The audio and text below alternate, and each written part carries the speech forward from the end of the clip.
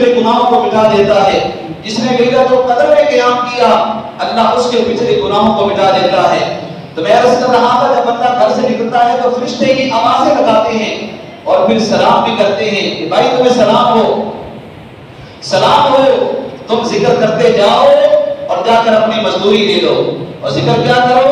اللہ اکبر، اللہ اکبر، لا الہ الا اللہ، اللہ اکبر، اللہ اکبر وللہ الحمد. سارے گونج پڑ جائے اللہ اکبر، اللہ اکبر، لا الہ الا اللہ، اللہ اکبر، اللہ اکبر وللہ الحمد. اللہ اکبر اونچی بول رہی ہے، اللہ کی بھاری بیان کرے اللہ تعالیٰ سے. اللہ اکبر، اللہ اکبر.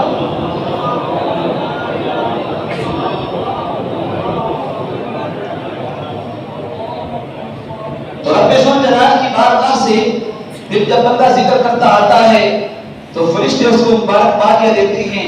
فرشتے کہتے ہیں کہ تمہیں مبارک ہو، تم پر سلام ہو، اللہ تعالیٰ تمہیں قدرت دینے والا ہے. پھر جب بندہ نماز عید پڑھ لیتا ہے، حدیث پاک میں آتا ہے جب نماز عید پڑھ لیتا ہے اور نماز پڑھ کے فارغ ہو جاتا ہے تو اللہ تعالیٰ جل شانہ جو رات گزری برکت والی رات تھی جس کو لیلۃ الجیزہ کہتے ہیں، جیسے کی رات تھی، اور آج کا دن بھی جیسے کا دن ہے کہ ہر بندے نے دیکھنا ہے کہ میں نے رمضان میں کیا کیا ہے، اپنا جیسا دے. اللہ اکبر. تو جیسے کا رات تھی تو جیسے کی رات میں بھی اللہ تعالیٰ فرشتوں کو بھیجتا ہے اور بندے کو سلام کرتے ہیں، بندے کے لیے دعائیں مغفرت کرتے ہیں. حضرت انس بن مالک فرماتے ہیں کہ رسول اکرم صلی اللہ علیہ وسلم نے فرمایا اللہ تعالیٰ اس شخص کو جس نے ماہ رمضان میں روزے رکھے عید الفطر کی رات میں پورا اجر عطا فرماتا ہے اور عید کی صبح فرشتوں کو حکم دیتا ہے کہ زمین پر جاؤ، زمین پر جاؤ اور ہر گلی میں، کوچہ میں اور بازار میں، ہر گلی میں اور کوچہ میں اور بازار میں اعلان کر دو. ابھی بیٹھ جائیں بعد میں اسلام سارے گلی میں اور کوچوں میں بازار کر اعلان کر دو. یہ حدیث پاک سماعت کرے توجہ کے ساتھ، اور جب بھی قرآن اور حدیث پڑھا جائے توجہ کے ساتھ سنا کرے. صحابہ کرام اس انداز سے بیٹھتے تھے کہ ان کے سروں پر ایسے جیسے پرندے بیٹھے ہوں، اتنی توجہ کے ساتھ سنا کرتے تھے، کیونکہ یہ کسی دنیا دار کا کلام نہیں ہے بلکہ اللہ کا کلام اور اس کے حبیب کی باتیں، مصطفیٰ کی باتیں ہیں. تو حضور علیہ السلام نے فرمایا کہ زمین پر پھیل جاؤ. فرشتے زمین پر پھیل جاتے ہیں اور ہر گلی کوچہ اور بازار میں اعلان کر دو کہ محمد صلی اللہ علیہ وسلم کی امتیوں، اے میرے حبیب کی امتیوں، اپنے رب کی طرف بڑھو. جیسے آپ آگے اپنے رب کی طرف، رب کے گھر کی طرف آئے ہیں نا، اپنے رب کی طرف بڑھو، اپنے رب کی طرف بڑھو. وہ اعلان کرتے ہیں جلدی کرو، غسل کر کے اور لباس، سفید لباس پہن کے، خوشبو لگا کے، اچھا لباس پہن کے تیاری کر لو، اللہ کی طرف بڑھو. اور پھر کیا ہوا؟ وہ تمہاری تھوڑی نماز کو قبول کر کے زیادہ اجر دینے والا ہے. وہ تمہاری تھوڑی نماز کو قبول کر کے زیادہ سے زیادہ اجر دینے والا ہے. اللہ اکبر. اور بڑے بڑے گناہوں کو بخش دینے والا ہے. بڑے بڑے گناہوں کو، آج تمہارے بڑے بڑے گناہوں کو بخش دینے والا ہے. پھر جب لوگ عید گاہ روانہ ہو جاتے ہیں، عید پڑھنے کے لیے مسجد میں آ جاتے ہیں، روانہ ہو جاتے ہیں اور وہاں نماز سے فارغ ہو کر دعا مانگتے ہیں تو اللہ تعالیٰ اس وقت کسی دعا اور کسی حاجت کو رد نہیں فرماتا. رب ذل جلال دعا کو رد نہیں فرماتا. جو کوئی حاجت پیش کرتا ہے کہ میری یہ حاجت پوری ہو جائے، رب اس کو بھی پورا فرماتا ہے اور کسی گناہ کو معاف کیے بغیر چھوڑتا نہیں ہے.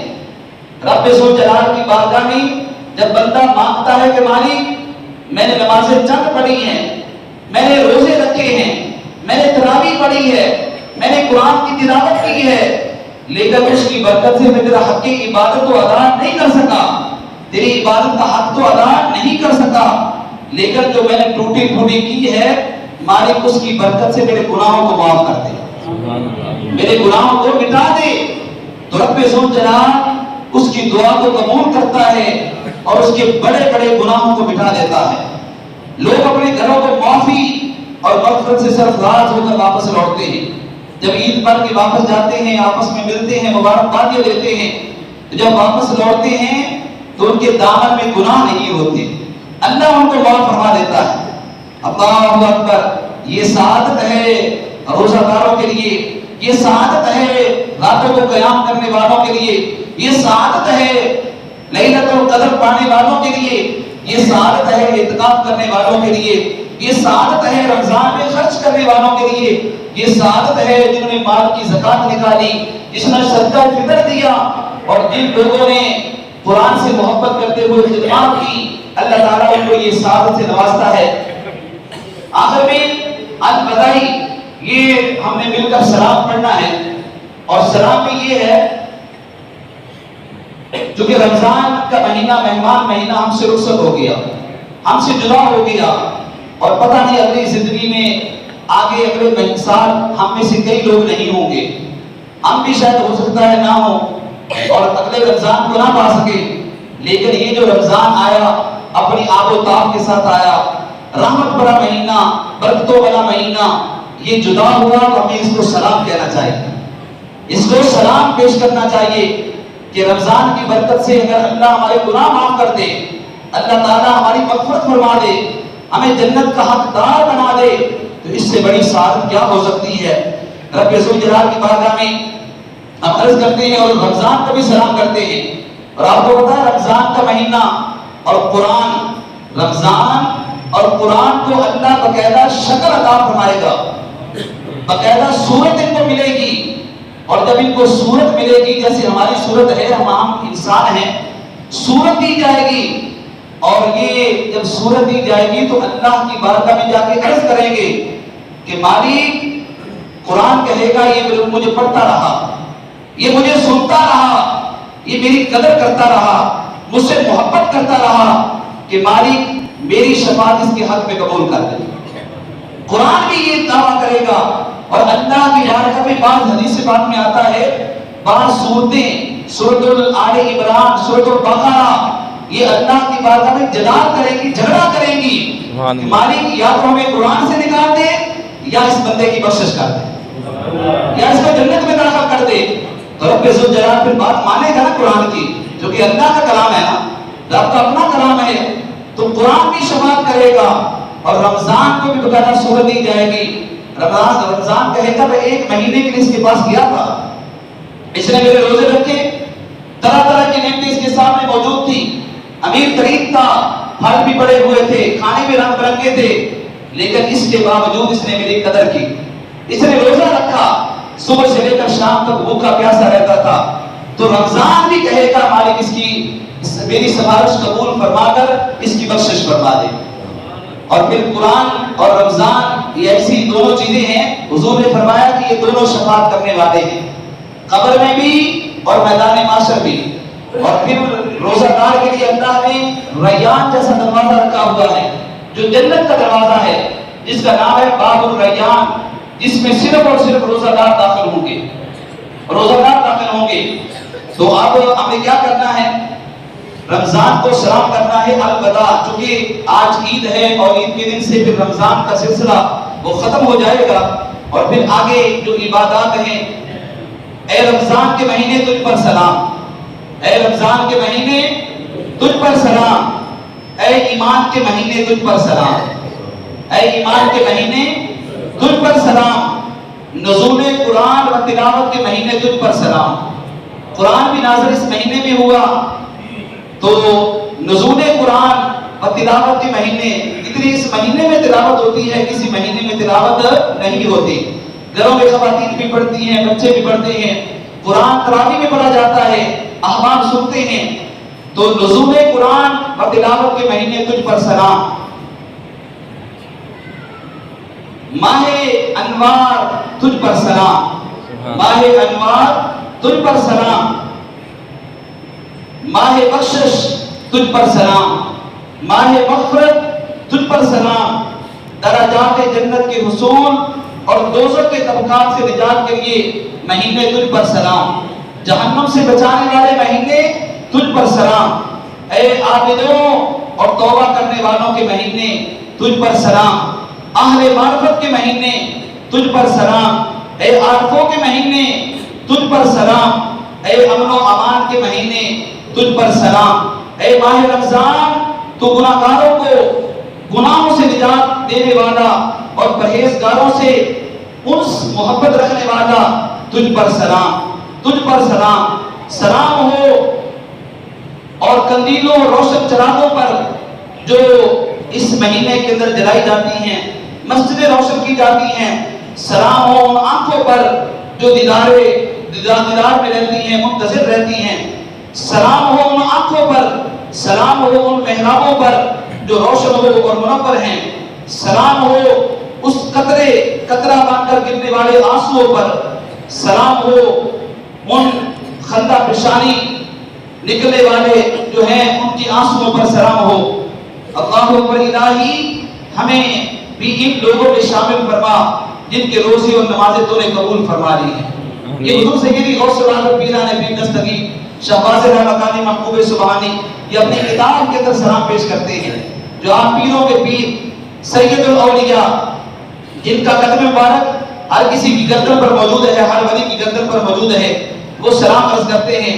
تو گویا کہ آج کا یہ جو ہے سلسلہ عید الفطر کا اللہ تعالیٰ جل شانہ نے ہمیں شکر کا دن عطا فرمایا اور خالق قدوس کی بارگاہ میں ہم صبر کرتے رہے، روزے رکھتے رہے، قرآن پڑھتے رہے، تلاوت کرتے رہے، تو اللہ تعالیٰ جل شانہ کی بارگاہ میں دعا ہے کہ رب ذوالجلال ہم سب کے روزے بھی قبول فرمائے، نمازیں بھی قبول فرمائے، تراویح بھی قبول فرمائے، قرآن کی تلاوت بھی قبول فرمائے، اور صدقہ فطر جن احباب نے دے دیا اللہ قبول فرمائے، اور جن احباب نے بھی دینا ہے اللہ انہیں بھی توفیق عطا فرمائے، اور جو لوگ صاحب نصاب ہیں جنہوں نے اپنے مالوں سے زکوٰۃ نکالی اللہ ان کی زکاتیں بھی قبول فرمائے، اور جو صاحب نصاب ہیں ابھی تک زکوٰۃ نہیں نکال سکے انہیں بھی توفیق عطا فرمائے، جنہوں نے غرباء پر خرچ کیا اللہ ان کا بھی خرچ کرنا قبول فرمائے، اور جنہوں نے لیلۃ القدر میں حفاظ القرآن کی جو خدمت کی چند احباب نے اللہ ان کی خدمات کو بھی قبول فرمائے۔ اللہ تعالیٰ کی بارگاہ میں دعا ہے کہ رب ذوالجلال ہمیں اپنا شاکر بندہ بنائے، اپنی بارگاہ کا صابر بندہ بنائے، آمین ثم آمین، وما علینا الا البلاغ۔ اور آخر میں یہی کہوں گا یہ ساری چیزیں، یہ قرآن، یہ حدیث حضور ہمارے سامنے لے کر آئے، حضور علیہ السلام کو رب ذوالجلال نے تمام نبیوں کا سردار بنا کر بھیجا اور ہمیں ان کا امتی بنایا جس کو رب نے اپنا محبوب بنایا۔ تو جب ہم ان سے وفا کریں گے اور قرآن اور صاحب قرآن سے وفا کریں گے تو پھر انشاءاللہ تعالی دنیا بھی اچھی ہو جائے گی اور آخرت بھی اچھی ہو جائے گی۔ علامہ اقبال علیہ الرحمہ سے کسی نے پوچھا تھا نا کہ اقبال تو نے غازی علم الدین شہید کا ساتھ کیوں دیا؟ تو یورپ سے پڑھ کر آیا تھا نا، یورپ سے اقبال نے علم حاصل کیا تھا، انگریزوں کے اندر رہا تھا، لیکن پھر بھی تم نے علم الدین شہید کا ساتھ دیا، اس کا کیس لڑا، اس کی وکالت کی، تو اور پھر اس کی قبر جو وہاں سے اس کو نکال کر لائے اور یہاں پر آ کر دفن کیا لاہور میں، وعدہ کیا تھا، اور پھر خود جا کے اندر قبر میں جا کر اس کا کفن کی جو تلیاں کھول کر پیغام بھی دیا کہ رسول اللہ جب تشریف لائے تو میرا سلام کہنا۔ اقبال سے پوچھا کسی نے کہ اقبال تو نے ایسا کیوں کیا؟ تو علامہ اقبال نے یہی کہا تھا کہ محمد سے وفا تو نے تو ہم تیرے ہیں، یہ جہاں چیز ہے کیا لوح و قلم تیرے ہیں۔ اقبال نے کہا کہ غازی علم الدین شہید نے مصطفیٰ سے وفا کی ہے، مصطفیٰ کی عزت پر پہرا دیا ہے، ختم نبوت کے اوپر پہرا دیا ہے، جس کی وجہ سے آج میں غازی علم الدین شہید کے ساتھ کھڑا ہوں، اور ہم بھی غازی علیہ السلام کے ساتھ کھڑے ہیں نا، کھڑے ہیں، ممتاز قادری کے ساتھ کھڑے ہیں، عامر چیمہ کے ساتھ کھڑے ہیں، اور انشاءاللہ تعالیٰ جو حضور سے وفا کرتا ہے پھر قبر میں بھی حضور دامن نہیں چھوڑیں گے، قبر میں بھی حضور تشریف لائیں گے، اور میدان محشر کی حضور ہی شفاعت فرما کر بڑے بڑے گناہگاروں کو حضور اپنے دامن میں لپیٹ کر جنت میں لے کر جائیں گے۔ لیکن شرط یہ ہے کہ ہو وفادار، شرط یہ ہے کہ ہو وفادار، غدار نہ ہو۔ غدار وہ ہوتا ہے جو دین کے خلاف باتیں کرتا ہے، جو کہتا ہے کہ یا رسول اللہ کا نعرہ بھی نہ لگائیں، وہ غدار ہوتا ہے جو ظالم کے ساتھ کھڑا ہوتا ہے۔ لیکن جو وفادار ہوتا ہے وہ کہتا ہے کہ میں کمزور صحیح، میں گناہگار صحیح، لیکن یا رسول اللہ میں آپ کا امتی ہوں، آپ کا وفادار ہوں، آپ کے لیے، آپ کی عزت کے لیے مر مٹنے کے لیے میں تیار ہوں۔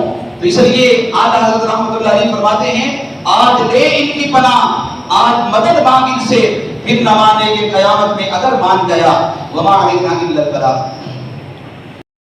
ربنا وإن لم تغفر لنا وترحمنا لنكونن من الخاسرين. یا رب العالمین یا ارحم الراحمین یا احکم الحاکمین. اے رب ذوالجلال تیرے بندے تیری بارگاہ میں آئے، نماز عید الفطر پڑھی، خالق قدوس اپنی بارگاہ عالیہ میں درجہ قبولی کی عطا فرما. یا رب العالمین روزے قبول فرما، نمازیں قبول فرما. یا رب العالمین قرآن کی تلاوت کو قبول فرما، تیری راہ میں خرچ کرنا قبول فرما. یا رب العالمین آقا کریم علیہ الصلوۃ والسلام کی طفیل رب ذوالجلال ہم سب کو اجر عظیم عطا فرما، ہماری بخشش فرما. یہ سارے تیرے بندے بخشش کے طالب ہیں، ہم سب کے گناہوں کو مٹا دے، ہماری بدیوں کو نیکیوں میں تبدیل فرما دے. اے رب ذوالجلال ہمیں اپنا برگزیدہ بندہ بنا، آئندہ سے گناہوں سے بچنے والا بنا. آئندہ سے یا رب العالمین اپنی عبادت گزار بندہ بنا. آئندہ سے یا رب العالمین اپنا فرما بردار بندہ بنا، اپنی بارگاہ کا شاکر بندہ بنا، اپنی بارگاہ کا شاکر بندہ بنا. اے خالق قدوس ہم سب کی سینوں میں اپنی خشیت پیدا فرما. آقا کریم علیہ الصلوۃ والسلام کی سچی پکی محبت پیدا فرما. آپ کی ہر ادا کو آپ کی اسوہ حسنہ پر عمل پیدا ہونے والا بنا. آپ کی ہر سنت پر عمل پیدا ہونے کی توفیق عطا فرما. اے خالق قدوس ہم سب کی جائز دعائیں اپنی بارگاہ میں قبول فرما. یا رب العالمین جن آباد نے بھی جس آواز کے ساتھ یا رب العالمین زکات نکالی، صدقہ کر دیا، حفاظ قرآن کی خدمت کی، یا رب العالمین قرآن سے محبت کا اظہار کیا، اس کے نام بھی عطا فرما، رزق کی برکت عطا فرما. اے رب ذوالجلال ہم سب کو ہر ذلت سے، ہر قلت سے، ہر ذلت سے رہائی عطا فرما. اپنے پاک محبوب کے در کی گدائی عطا فرما. جو مقروض ان کو بارے کرز سے نجات عطا فرما. جو تنگ دست ہے انہیں فراخی عطا فرما. جو مشکلات میں گرے ہوئے ان کے لیے آسانیاں پیدا فرما. جو پریشانیوں کا شکار ہے مالک ان کو پریشانیوں سے نجات عطا فرما. اے رب ذوالجلال مظلوموں کی مدد فرما، خصوصاً بیت المقدس کے مسلمانوں کی مدد فرما، مقبوضہ کشمیر کے مسلمانوں کی مدد فرما، برما کے مسلمانوں کی مدد فرما. ہندوستان میں بسنے والے جو آزادی کے طور پر عبادت نہیں کر سکتے، یا رب العالمین کی مدد فرما. اسلام کا وہ پالا فرما، اسلام کا الگ کوئی دنیا میں بلند فرما. ہمارے وطن عزیز پاکستان کے اندر قرآن کا نظام نافذ فرما. ہمارے وطن کو بھی نظام مصطفیٰ کی بہار نصیب فرما. ہمارے وطن عزیز پاکستان جو کلمہ طیبہ کے نام پر بنا، ذوالجلال پاکستان کے اندر اسلام کا بہت بڑا فرما. جو یہود و نصارہ کی فکری غلامی سے آزادی عطا فرما. جو سودی نظام اس کا خاتمہ فرما. یا رب العالمین جو معیشت دن بدن نیچے کی طرف جا رہی ہے، یا رب العالمین دیوالیہ ہونے کی طرف ہم جا رہے ہیں، خالق قدوس اپنے حبیب کا صدقہ مدد فرما. اور مدد تب ہی آئے گی جب تیرے حبیب کی عزت ہوگی، جب تیرے حبیب کے علیہ السلام کا نظام آئے گا. رب ذوالجلال ہمارے وطن عزیز پاکستان کو نظام مصطفیٰ کی بہار نصیب فرما دے. یا رب العالمین جو نظام مصطفیٰ کی کوشش میں ہے ان کو کامیابی عطا فرما. ہم سب کو ان کا سہارا اور ان کا ساتھ دینے کی توفیق عطا فرما. اے رب ذوالجلال ہمارے وطن عزیز پاکستان کو اپنا خصوصی کرم فرما. پاکستان کو پوری دنیا پر غالب فرما. پاکستان کو اور دیگر اسلامی ملکوں کو کے اندر یا رب العالمین جہاد کا جذبہ عطا فرما. یا رب العالمین دم خم پیدا فرما. رب ذوالجلال ظاہری بیماریوں کے اندر جو مبتلا ہے، جو کینسر کا مریض ہے، بلڈ پریشر کا مریض ہے، یا رب العالمین دیگر جو امراض کے اندر مبتلا ہے، مالک اس کو صحت سے کچھ عطا فرما. مولا خصوصاً جو پچھلی عید میں ہمارے ساتھ تھے اور آج ہمارے ساتھ موجود نہیں ہیں، جن کے والدین ہیں، محلے دار ہیں، عزیز و اقارب ہیں، ان کی بخشش و مغفرت فرما دے. ان کی درجات کو بلند فرما دے. ان کی رب العالمین کو نور روشن فرما دے. اور خصوصاً یا رب العالمین تیرے گھر کے پہلوں میں حاجی محمد صدیق صاحب نے یہ جگہ دی. اگر دعوت پر پوری برکت ہو نماز تو دامان دی آل رسول یا الہی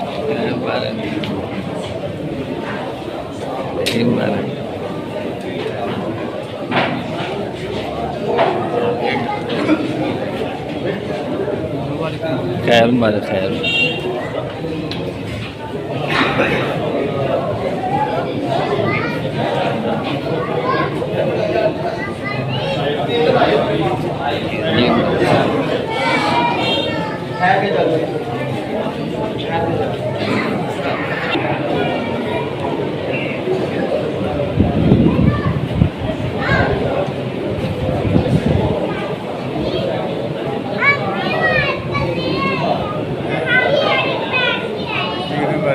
खैर मर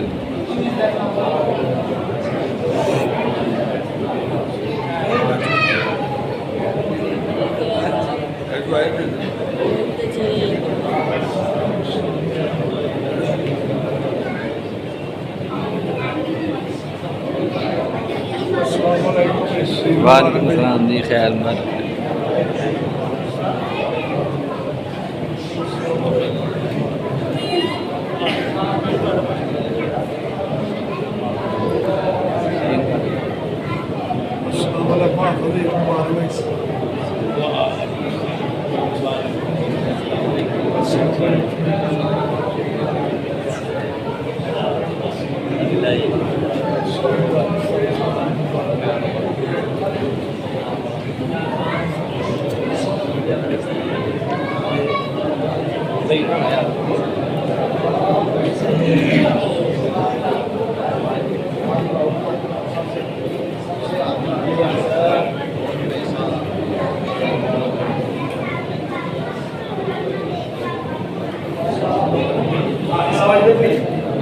मशीन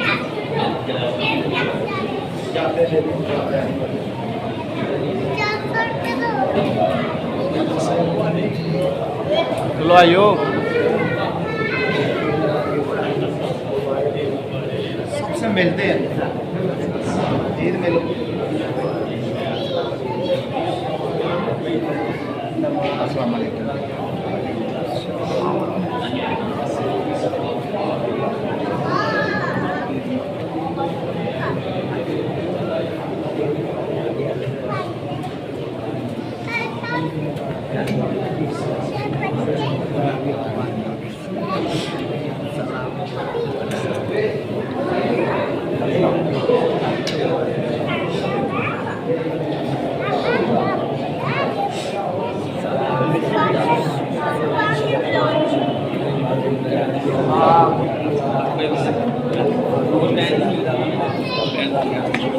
साढ़ा भी शॉर्ट लेना चलो चलो